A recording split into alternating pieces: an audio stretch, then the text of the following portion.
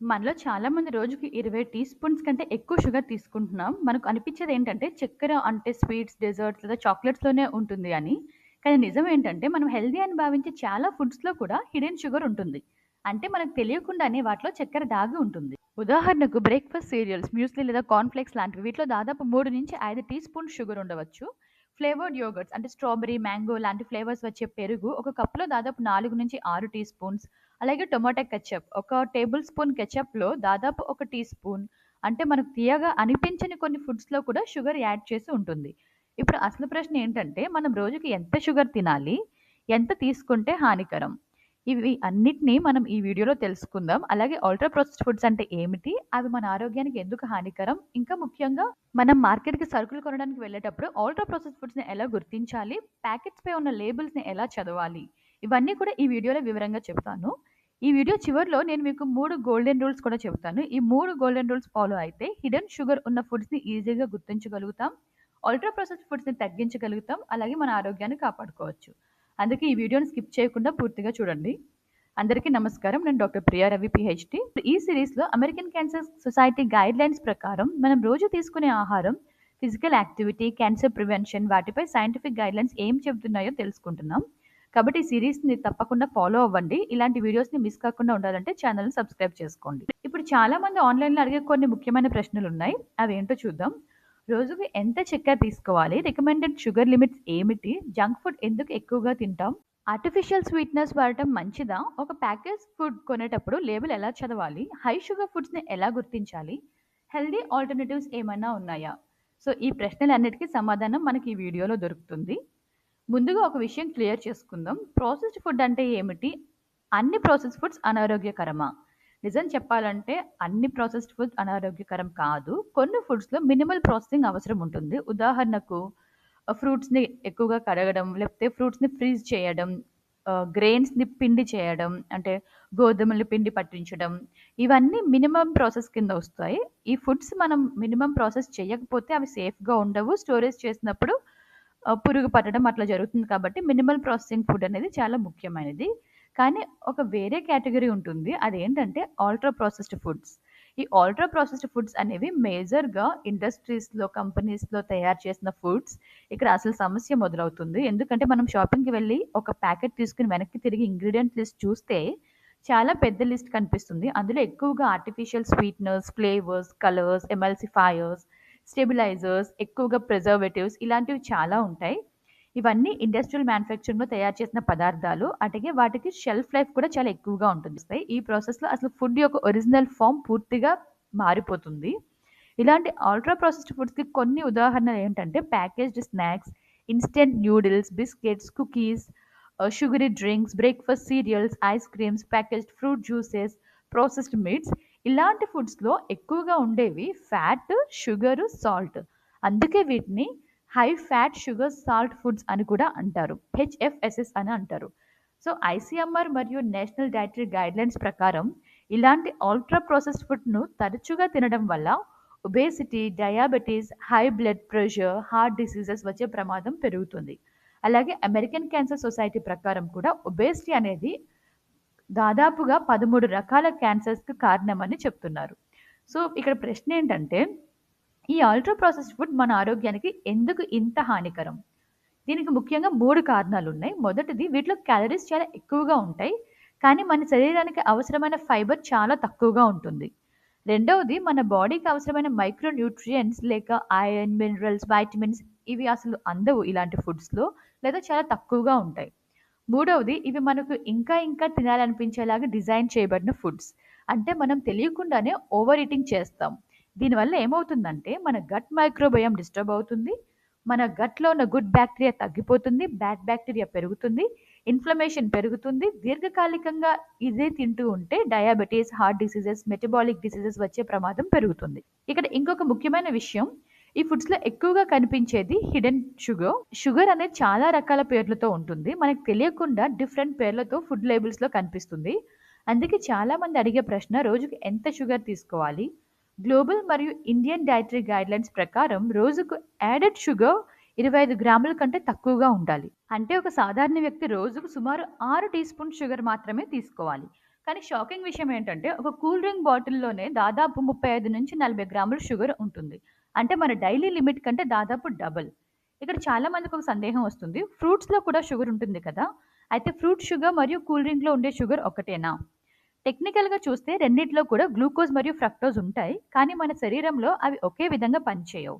ఎందుకంటే ఇక్కడ ఒక ముఖ్యమైన కాన్సెప్ట్ ఉంది. దాన్ని ఫుడ్ మ్యాట్రిక్స్ అంటారు. హోల్ ఫ్రూట్‌ని ఫ్రూట్ లాగా తిన్నప్పుడు దాంట్లో ఫైబర్ ఉంటుంది, వాటర్ కంటెంట్ ఉంటుంది, వైటమిన్స్, మినరల్స్, ఫైటోకెమికల్స్ ఇవన్నీ కలిసి ఒక నేచురల్ స్ట్రక్చర్‌లో ఉంటాయి. ఈ కారణంగా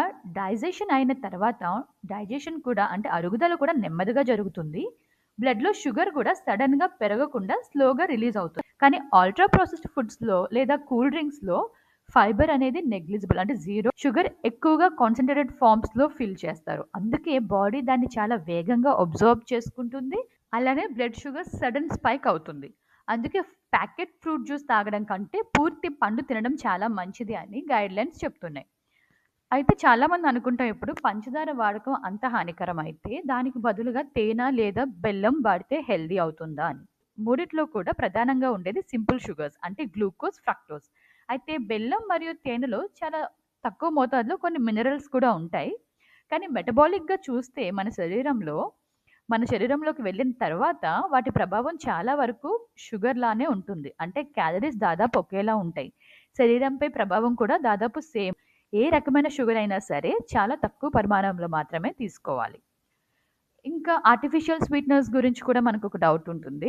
అయితే వీటన్నిటి బదులు మనం ఆర్టిఫిషియల్ స్వీట్‌నర్స్ తీసుకోవచ్చా అంటే, కొన్ని ఫుడ్స్ మీద షుగర్ ఫ్రీ అని రాసుంటుంది. అప్పుడు చాలామంది ఆర్టిఫిషియల్ స్వీట్‌నర్స్ వైపు మారిపోతారు.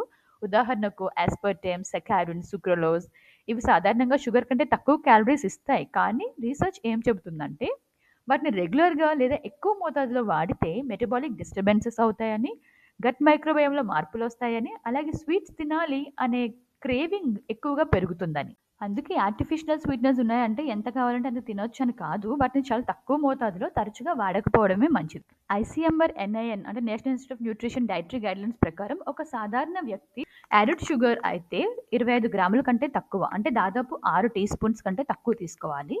ఉప్పు అదే సాల్ట్ అయితే 5 గ్రాముల కంటే తక్కువ. అంటే దాదాపు ఒక టీ స్పూన్ కంటే తక్కువ.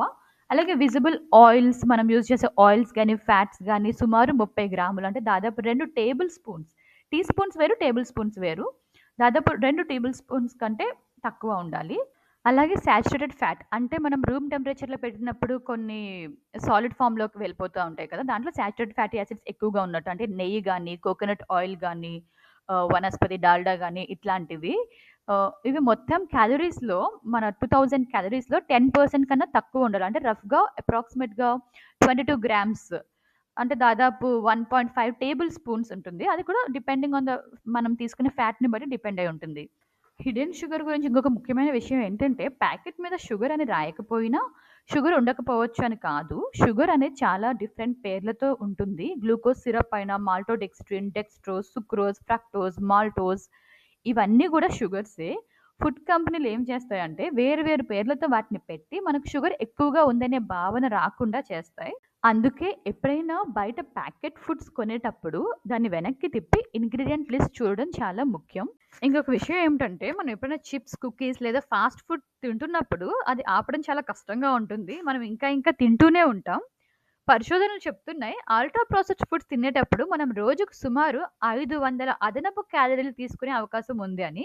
అది ఎందుకు జరుగుతుందంటే, ఈ ఫుడ్స్‌లో 3 బలమైన ట్రిగ్గర్స్ ఉన్నాయి. అవే చక్కెర, కొవ్వు, ఉప్పు. ఇవి ఎక్కువ శాతంలో ఉండడం వల్ల. ఈ 3 కలిసి మన మెదడులోని రివార్డ్ సిస్టమ్‌ను ఎక్కువగా ఓవర్ స్టిమ్యులేట్ చేస్తాయి. అందుకే మనం తిన్నా సరే మనకి కడుపు నిండిన భావన కలగదు. ఆ సటైటీ ఫీలింగ్, ఆ సిగ్నల్స్ కూడా తగ్గిస్తాయి. అందుకే మనం తెలియకుండానే ఎక్కువ క్యాలరీస్ తింటూ ఉంటాం. కాలక్రమేణా ఇది ఊబకాయం మరియు మెటబాలిక్ వ్యాధులు వచ్చే ప్రమాదాన్ని పెంచుతుంది. సో, హెల్తీ స్నాక్స్ ప్రత్యామ్నాయాలు ఏమైనా ఉన్నాయా అంటే, అల్ట్రా ప్రాసెస్డ్ ఫుడ్స్‌కి బదులుగా మనం వేయించిన పల్లీలు, పూల్ మఖానా, పల్లి చిక్కీ, నువ్వుల చిక్కీ, వేయించిన శనగలు, డ్రై ఫ్రూట్స్ లడ్డు, అది కూడా ఖర్జూరంతో చేసినవి, అలాగే తాజా పండ్లు ఇవన్నీ తీసుకోవచ్చు. వీటిలో ఎక్కువ ఫైబర్ ఉంటుంది, హెల్తీ ఫ్యాట్స్ ఉంటాయి, మైక్రో న్యూట్రియంట్స్ ఉంటాయి, మన శరీరానికి చాలా మేలుకరం ఇవి. మనం ఎప్పుడైనా బయటకు వెళ్ళి ఫుడ్స్ కొనేటప్పుడు గుర్తుపెట్టుకోవాల్సిన 3 ముఖ్యమైన విషయాలు ఇప్పుడు చెప్తాను. ఈ వీడియో మొత్తం మర్చిపోయినా పర్వాలేదు గానీ, ఈ 3 గోల్డెన్ రూల్స్ మాత్రం మీరు ఫాలో అవ్వండి. దాంట్లో ఏంటంటే, ముందు మనం వెళ్ళినప్పుడు ఏదైనా ప్యాకెట్ తీసుకున్నప్పుడు దాన్ని వెనక్కి తిప్పి ఇంగ్రీడియెంట్ లిస్ట్ చూడండి. చూసిన తర్వాత మొదటి రూల్ ఏంటంటే, ఇంగ్రీడియెంట్ లిస్ట్ ఎందుకంటే, ఇంగ్రీడియెంట్స్ ఎప్పుడు క్వాంటిటీ ఆధారంగా రాస్తారు. అంటే మొదట రాసిన పదార్థం ఆ ప్యాకెట్‌లో ఎక్కువగా ఉన్నదని దాని అర్థం.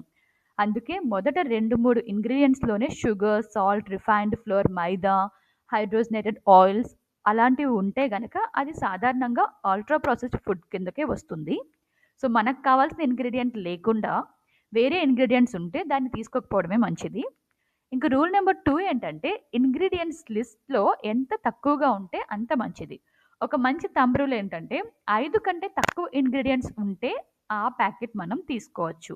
అది కూడా మనం ముందు చెప్పినవి లేకుండా మనకు కావాల్సిన ఇంగ్రీడియెంట్స్ ఉంటాయి. నేచురల్ లేదా మినిమల్లీ ప్రాసెస్డ్ ఫుడ్స్‌లో సాధారణంగా షార్ట్ ఇంగ్రీడియెంట్ లిస్టే ఉంటుంది. కానీ పెద్ద పెద్ద కెమికల్ నేమ్స్ మనం ఎప్పుడు విననివి, చాలా ఎక్కువ ఇంగ్రీడియెంట్ లిస్ట్ ఉంటే మాత్రం అది ఎక్కువగా అల్ట్రా ప్రాసెస్డ్ ఫుడ్ అయ్యే అవకాశం ఉంటుంది. ఇంకా రూల్ నెంబర్ 3 ఏంటంటే, హిడెన్ షుగర్స్ గుర్తించడం. ఫుడ్ కంపెనీస్ చాలా సార్లు షుగర్ అని నేరుగా రాయకుండా వేరే పేర్లతో రాస్తారని చెప్పాను కదా! అవి దాంట్లో మీరు ఈజీగా గుర్తుపెట్టుకునే ట్రిక్ ఏంటంటే ఓఎస్ఈ. ఓఎస్ఈతో ముగిసే పదాలు చాలా సార్లు షుగర్స్ అయి ఉంటాయి. అంటే glucose, fructose, dextrose, maltose, sucrose ఇవన్నీ ఓఎస్ఈ అనే ఆల్ఫాబెట్స్‌తో ఎండ్ అవుతున్నాయి కదా! ఇవన్నీ షుగర్‌కి ఉన్న వేరే పేర్లు. షుగర్‌ని డైరెక్ట్‌గా ఒక 20%, 30% ఉంది అని రాస్తే తీసుకోరు కాబట్టి ఈ పేర్లతో దాన్ని తగ్గించి చూపిస్తారు. సో, కంపెనీస్ ఏం చేస్తాయంటే చిన్న చిన్న మోతాదులో వేరు వేరు పేర్లతో షుగర్ వేసి ఇంగ్రీడియెంట్ లిస్ట్‌లో క్రిందకి పంపిస్తాయి వాటిని. కానీ మొత్తం కలిపితే షుగర్ పరిమాణం చాలా ఎక్కువగా ఉంటుంది. అందుకే చివరిగా గుర్తుపెట్టుకోవాల్సిన విషయం ఏంటంటే, నేచురల్ ఫుడ్స్‌కి దగ్గరగా ఉండే ఆహారం ఎంచుకోండి. అల్ట్రా ప్రాసెస్డ్ ఫుడ్స్ ప్రమాదకరమైనవి. ఎందుకంటే అవి మన డైట్‌లోని రియల్ ఫుడ్‌ని రీప్లేస్ చేస్తున్నాయి. కాబట్టి ప్యాకెట్స్ ఫుడ్స్ మీద ఎక్కువ ఆధారపడితే మనం నేచురల్ ఫుడ్స్‌ని దూరం అవుతాం. ఇంక మన నెక్స్ట్ వీడియోలో గట్ బ్యాక్టీరియా మన ఇమ్యూనిటీని, ఇన్‌ఫ్లమేషన్‌ని, బ్రెయిన్ ఫంక్షన్‌ని అలాగే క్యాన్సర్ రిస్క్‌పై దాని ప్రభావం ఏంటో చూద్దాం. ఇలాంటి సైన్స్ బేస్డ్ హెల్త్ వీడియోస్ కావాలంటే ఛానల్ సబ్స్క్రైబ్ చేయండి. వీడియోని షేర్ చేయండి. అలాగే సీరీస్‌ని మిస్ అవ్వకుండా ఫాలో అవ్వండి. ఇప్పటి వరకు ఓపికగా విన్నందుకు ధన్యవాదాలు.